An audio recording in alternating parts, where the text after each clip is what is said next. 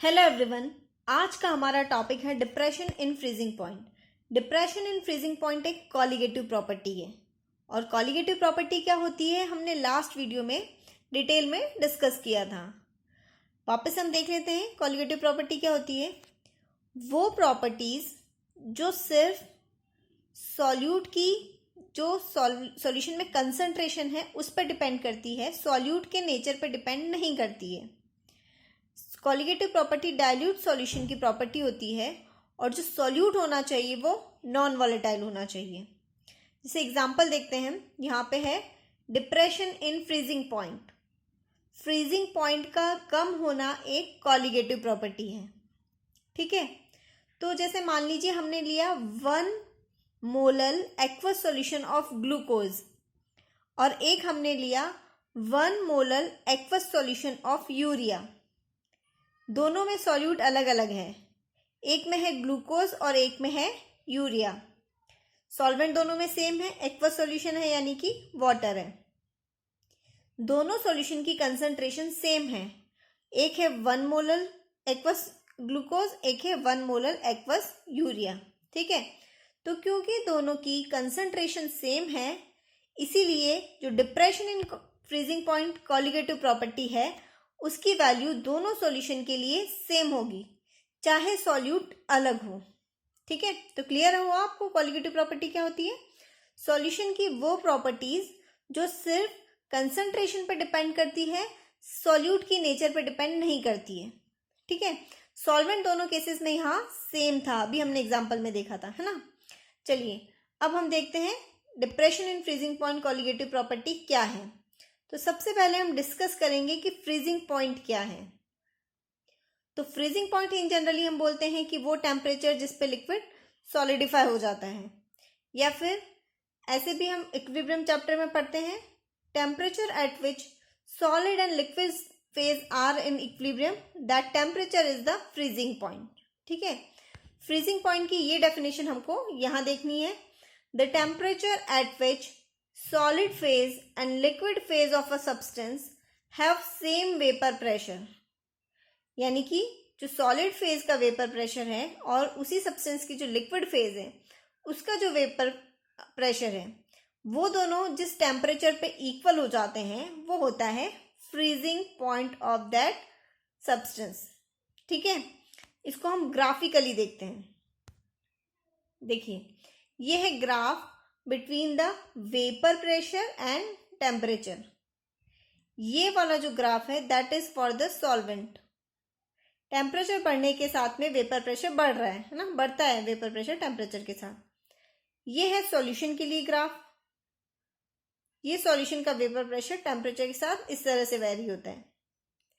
अब अगर हम दोनों को कंपेयर करें, सॉल्वेंट को और सॉल्यूशन को, तो एक चीज तो हमें ये पता लग रही है कि सॉल्वेंट का वेपर प्रेशर सॉल्यूशन से ज्यादा है ना। एक पर्टिकुलर टेम्परेचर पे देख लीजिए, मान लीजिए इसी टेम्परेचर पे देखते हैं जो ग्रीन लाइन से ड्रॉ किया हुआ है, ये सॉल्यूशन का वेपर प्रेशर हो गया, है ना। और इस टेम्परेचर पे ये सॉल्वेंट का वेपर प्रेशर हो गया।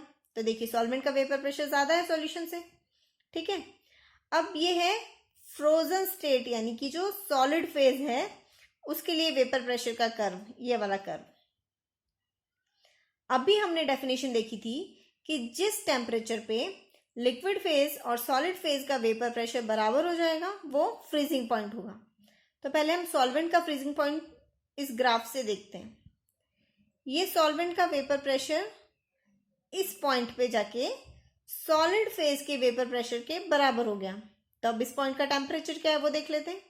टेम्परेचर एक्सिस पे इसको देखा तो ये टेम्परेचर, इतना टेम्परेचर जो है ये है सॉल्वेंट का फ्रीजिंग पॉइंट और इसको हमने रिप्रेजेंट कर दिया बाय TF नॉट, ओके। अब सॉल्यूशन के लिए देखते हैं। ये सॉल्यूशन का वेपर प्रेशर जो है वो इस पॉइंट पे जाके सॉलिड स्टेट के वेपर प्रेशर के बराबर हुआ। टेम्परेचर एक्सिस पे देखते हैं तो ये है इस पॉइंट पे, है ना। तो ये हो गया फ्रीजिंग पॉइंट ऑफ सॉल्यूशन। ये है फ्रीजिंग पॉइंट ऑफ सॉल्यूशन, ये है फ्रीजिंग पॉइंट ऑफ सॉल्वेंट। तो यहाँ पे हमें क्या पता लग रहा है, सॉल्यूशन का फ्रीजिंग पॉइंट है सॉल्वेंट से कम, है ना। अब देखिए दोनों का जो डिफरेंस है, सॉल्वेंट और सॉल्यूशन के फ्रीजिंग पॉइंट का जो डिफरेंस है ये है डेल्टा TF ये डिफरेंस, और यही delta T F colligative property है। कितना फ्रीजिंग पॉइंट कम होता है सॉल्यूशन का सॉल्वेंट से, वो एक कॉलिगेटिव प्रॉपर्टी है। फ्रीजिंग पॉइंट कॉलिगेटिव प्रॉपर्टी नहीं है। ओके, तो डेल्टा टी एफ का फॉर्मूला हो गया T F naught minus T F. अभी हमने देखा था टी एफ नॉट था सॉल्वेंट का फ्रीजिंग पॉइंट और टी एफ है सॉल्यूशन का फ्रीजिंग पॉइंट। अब फर्दर जो डेल्टा टी एफ है ये मोलालिटी पर डिपेंड करता है। तो डेल्टा टी एफ का ये फॉर्मूला होता है delta T F is equal to K F M. यहाँ पे एम तो है मोलालिटी, और यहाँ के एफ जो है ये है एक पर्टिकुलर सॉल्वेंट के लिए एक कांस्टेंट वैल्यू। इसको हम बोलते हैं मोलर डिप्रेशन कांस्टेंट या क्रायोस्कोपिक कांस्टेंट या फ्रीजिंग पॉइंट डिप्रेशन कांस्टेंट। ये सिर्फ सॉल्वेंट की नेचर पर डिपेंड करता है। It is constant for a solvent, doesn't depend on the solute and the concentration of solution. तो जैसे मान लीजिए वाटर है, वाटर के लिए के एफ की वैल्यू सेम रहेगी, चाहे हम एक्वस सॉल्यूशन ऑफ ग्लूकोज की बात करें, एक्वस सॉल्यूशन ऑफ यूरिया की बात करें, या फिर अगर हम सॉल्यूशन की कंसंट्रेशन कुछ भी ले लें, यानी अगर हमने 1 मोलर सॉल्यूशन ऑफ ग्लूकोज लिया या 1 मोलर सॉल्यूशन ऑफ यूरिया लिया, के एफ की वैल्यू सेम रहेगी, क्योंकि वो सिर्फ वाटर की यानी सॉल्वेंट की नेचर पे डिपेंड करती है। ओके, तो delta D F equal to K F M हो गया। एम यहाँ पे मोलालिटी है, मोलालिटी के फॉर्मूले को फर्दर एक्सपांड किया, mass of solute divided by molar mass of solute and mass of solvent in KG. ये मोलालिटी का फॉर्मूला होता है, वो हमने एम की जगह लिख दिया। ओके, तो अब हमें जो यूज करना होगा, जो वैल्यूज दी होंगी उसके हिसाब से हम इनमें से फॉर्मूला यूज करेंगे। के एफ यानी जो मोलर डिप्रेशन कांस्टेंट है वो कैसे कैलकुलेट करते हैं किसी भी सॉल्वेंट का। के एफ के लिए फॉर्मूला होता है R T square M divided by 1000 and molar enthalpy of fusion. R यहाँ पे गैस कांस्टेंट हो गया, टी यहाँ पे हो गया freezing point of solvent, M यहाँ पे हो गया मोलर मास ऑफ सॉल्वेंट 1000 फॉर्मूले में है, और ये जो है ये molar enthalpy of fusion of that solvent. यहाँ से केएफ कैलकुलेट किया जाता है।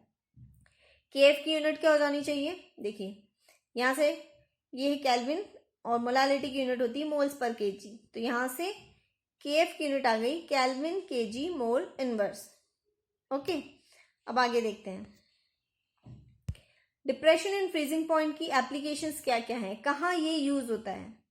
तो पहला है इसमें सोडियम क्लोराइड या कैल्शियम क्लोराइड को यूज किया जाता है to clear the snow from the roads. जो कोल्ड कंट्रीज हैं उसमें स्नोफॉल की वजह से रोड पे बहुत ज़्यादा स्नो हो जाता है, उसको हटाने के लिए यूज करते हैं NaCl या कैल्शियम क्लोराइड। देखिए स्नो क्या है, the solid phase of water. अब अगर हम कोई सॉल्यूट ऐड करेंगे तो सॉल्यूट की प्रेजेंस की वजह से क्या होना चाहिए, फ्रीजिंग पॉइंट कम हो जाना चाहिए। वाटर का फ्रीजिंग पॉइंट है 0 डिग्री सेल्सियस, बट सॉल्यूट के प्रेजेंस की वजह से उसका फ्रीजिंग पॉइंट 0 डिग्री सेल्सियस से भी कम हो जाएगा, नेगेटिव में आएगा कुछ। तो जैसे यहाँ पे है कि NaCl up to 20 degree Celsius तक कम कर देता है फ्रीजिंग पॉइंट, यानी -20 डिग्री सेल्सियस हो जाता है वाटर का freezing point in the presence of NaCl। इसी तरह से कैल्शियम क्लोराइड वाटर का फ्रीजिंग पॉइंट कर देता है कम अप टू -50 डिग्री सेल्सियस। ये कंसंट्रेशन पे भी डिपेंड करेगा, बट एक जनरल बात है, ठीक है। तो इन दोनों की प्रेजेंस की वजह से स्नो जो अभी सॉलिडिफाई है उसका फ्रीजिंग पॉइंट कम होने की वजह से वो लिक्विड स्टेट में आ जाएगी और रोड आसानी से क्लीन हो जाएंगे, ठीक है। इसी तरह से इथाइलिन ग्लाइकोल को यूज करते हैं एज एंटी फ्रीज। कार के रेडिएटर में हम कूलेंट यूज करते हैं, कूलेंट में पानी होता है। अब पानी तो 0 डिग्री सेल्सियस पे क्या हो जाएगा, फ्रीज हो जाएगा। कोल्ड कंट्रीज में वैसे भी टेम्परेचर 0 डिग्री सेल्सियस से कम आसानी से हो जाता है, तो पानी जो है वो फ्रीज हो जाएगा। उसको फ्रीजिंग से रोकने के लिए क्या किया जाता है, सॉल्यूट इथाइलिन ग्लाइकोल ऐड किया जाता है। इथाइलिन ग्लाइकोल की प्रेजेंस की वजह से क्या होगा, वाटर का फ्रीजिंग पॉइंट कम हो जाएगा, 0 से कम होकर माइनस में चला जाएगा। तो एक जनरल एस्टिमेशन है कि ये 40 से 45 डिग्री सेल्सियस तक कम कर देता है वाटर का फ्रीजिंग पॉइंट, यानी वाटर का फ्रीजिंग पॉइंट हो जाता है -40 से -45 डिग्री सेल्सियस के अराउंड। कंसंट्रेशन पे डिपेंड करेगा ना। अभी हमने देखा था delta T F equal to K F M है, तो हम कितने मोलालिटी का सॉल्यूशन यूज कर रहे हैं उस पर डिपेंड करेगा। तो इसकी प्रेजेंस की वजह से वाटर का फ्रीजिंग पॉइंट कम हो गया, तो वाटर अब जो 0 डिग्री सेल्सियस पे सॉलिडिफाई हो जाता था अब वो सॉलिडिफाई नहीं होगा, और हम वाटर और इथाइलिन ग्लाइकोल के सॉल्यूशन को एज ए कूलेंट यूज कर सकते हैं। ठीक है, तो ये इसकी जनरल एप्लीकेशंस है। अब इसके न्यूमेरिकल्स देखते हैं।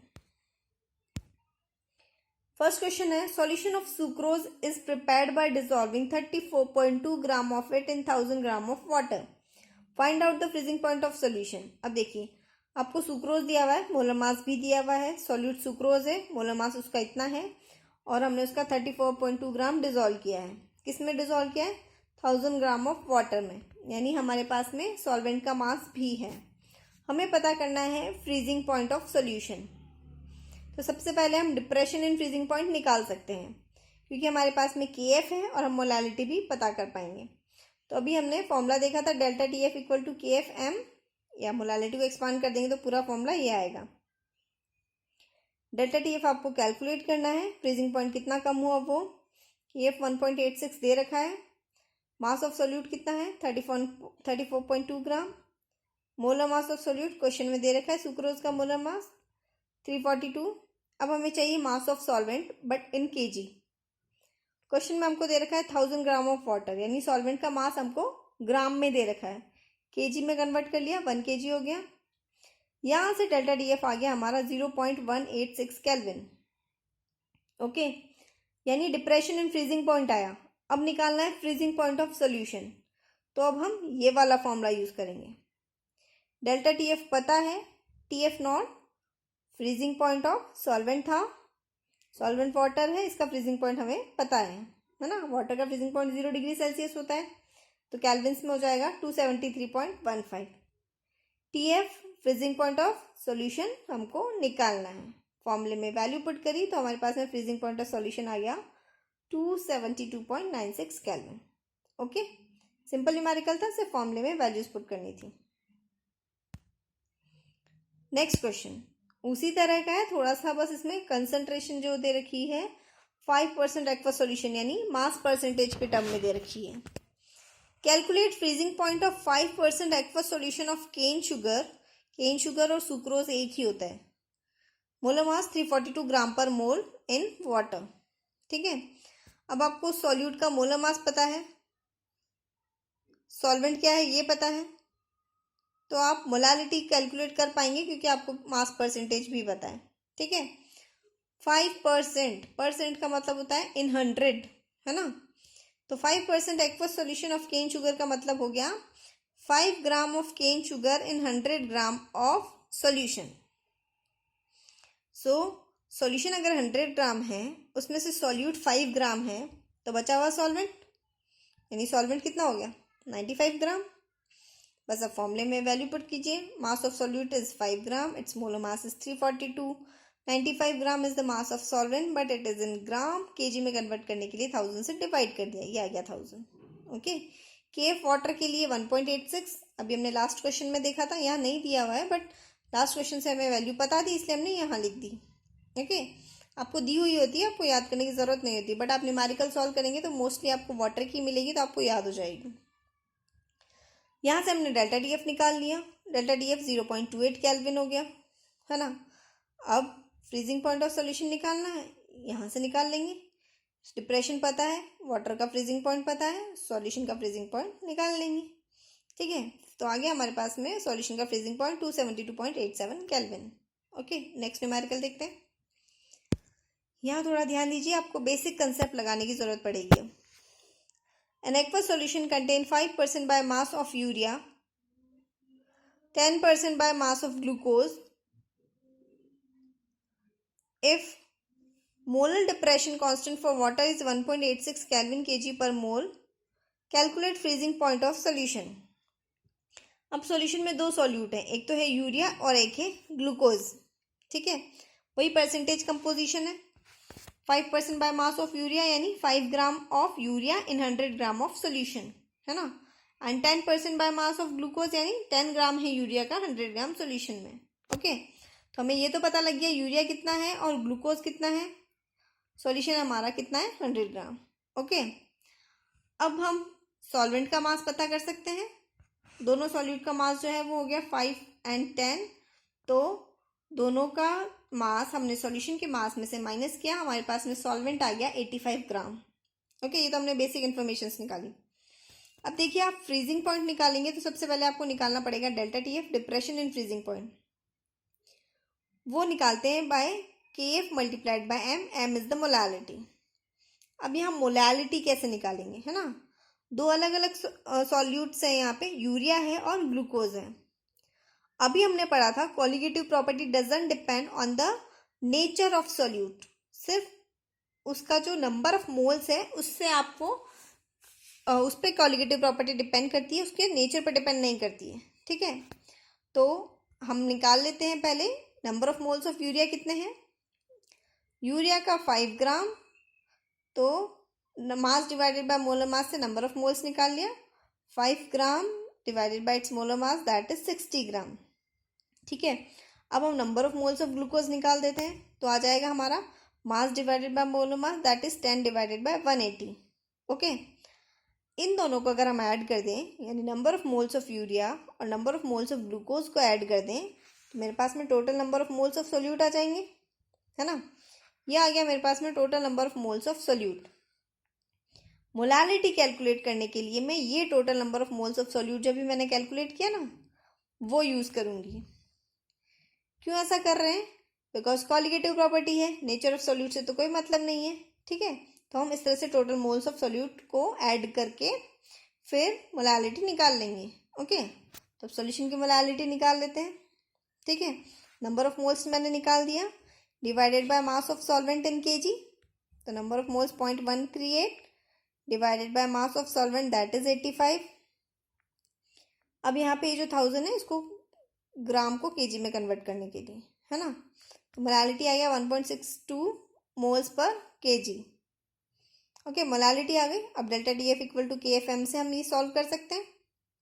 ओके, मोलालिटी की वैल्यू पुट कीजिए, के एफ की वैल्यू वाटर है तो 1.86, डेल्टा डी एफ आ गया 3 केल्विन। ये आपको क्लियर हुआ क्यों हमने दोनों के मोल्स को ऐड करके लिख लिया, because it's a colligative property, depression in freezing point. तो क्या सॉल्यूट है उस पर डिपेंड ही नहीं करेगा, तो हम दोनों सॉल्यूट के जो मोल्स हैं उनको ऐड करके फिर मोलालिटी निकाल लेंगे। ओके, तो मोल्स इस तरह से आप ऐड कर सकते हैं, दोनों सॉल्यूशंस की जो मोलालिटी, दोनों सॉल्यूट के मोल्स ऐड कर सकते हैं और फिर आप मोलालिटी निकाल सकते हैं। यहाँ से हमने निकाला delta D F 3 kelvin. Again उसी तरह से जैसे अभी हम लास्ट न्यूमेरिकल्स में कर रहे थे, हम फ्रीजिंग पॉइंट ऑफ सॉल्यूशन भी निकाल लेंगे। ओके, नेक्स्ट क्वेश्चन है, a solution of urea in water has a boiling point 100.18 degree Celsius, calculate the freezing point of solution. अब यहाँ देखिए, आपको बॉइलिंग पॉइंट दे रखा है और फिर फ्रीजिंग पॉइंट पूछा है। के एफ दे रखा है 1.86 kelvin K G mole inverse and K B for water is 0.512 kelvin K G mole inverse. अब इसको कैसे करेंगे, देखिए आपके पास में बॉइलिंग पॉइंट है, आपके पास में के बी भी है, तो आप मोलालिटी ऑफ सॉल्यूशन निकाल सकते हैं ना। तो सबसे पहले हम वो ही निकालेंगे। ठीक है, delta T B is equal to T B minus T B naught होता है ना। डेल्टा टी बी निकालिए, boiling point of solution 100 minus 100.18 minus 100 that is 0.18 degree Celsius. अब यहाँ पे आप थोड़ा सा ध्यान दीजिए, मैंने यहाँ जो वैल्यूज़ है दोनों डिग्री सेल्सियस में लिख दी है। ठीक है, तो मेरे पास में डेल्टा टी बी जो आ गया वो डिग्री सेल्सियस में आया।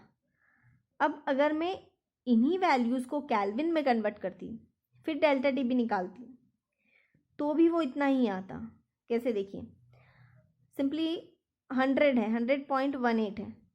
ठीक है, 273 कन्वर्जन यूनिट मानते हैं।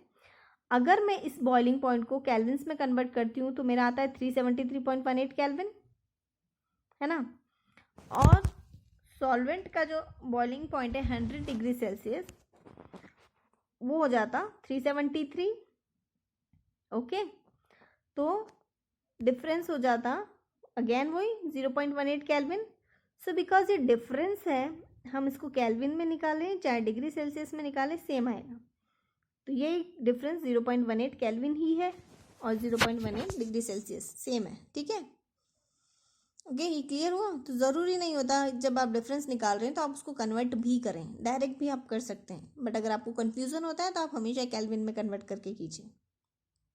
ओके, तो यहाँ से आ गया हमारा delta T B is equal to K B M. 0.18 0.512 के बी एम मोलालिटी हमको निकालनी है, सॉल्यूशन की मोलालिटी हमने निकाल ली। अब देखिए सॉल्यूशन तो वही है ना, उसी सॉल्यूशन का मुझे फ्रीजिंग पॉइंट निकालना है। फ्रीजिंग पॉइंट का formula delta D F equal to K F M. अब यहाँ मोलालिटी तो मैंने ऊपर निकाल ही ली है, सॉल्यूशन सेम है तो मोलालिटी तो वही रहेगी ना। के एफ हमारा 1.86, तो यहाँ से हमने डेल्टा डी एफ निकाला। डेल्टा डी एफ आया 0.65 डिग्री सेल्सियस। ओके, केल्विन में लिखिए चाहे डिग्री सेल्सियस में लिखिए, अब भी हमने डिस्कस किया था सेम होगा, है ना। डेल्टा टी बी जैसे सेम होगा वैसे डेल्टा टी एफ भी जो है वो डिफरेंस है, इसलिए केल्विन और डिग्री सेल्सियस में सेम होगा। अब देखिए delta T F equal to T F naught minus T F होता है ना। डेल्टा टी एफ आपने निकाला 0.65, T F naught degree Celsius में लिखा है मैंने 0, टी एफ आप कैलकुलेट करेंगे तो आपका आ गया -0.65 डिग्री सेल्सियस। ओके, तो जितने भी पॉसिबल न्यूमेरिकल्स थे हमने सभी सॉल्व किए हैं यहाँ पे। आपको अगर कंसेप्ट अच्छे से पता होगा तो न्यूमेरिकल्स इसके बहुत ईजी होते हैं, ठीक है। तो न्यूमेरिकल्स ट्राई कीजिए, कंसेप्ट आपको और अच्छे से क्लियर होगा। आई होप आपको ये वीडियो अच्छा लगा होगा। अगर ये वीडियो अच्छा लगा तो इसे लाइक कीजिए, ज़्यादा से ज़्यादा शेयर कीजिए और मेरे चैनल को सब्सक्राइब कीजिए। Thanks for watching.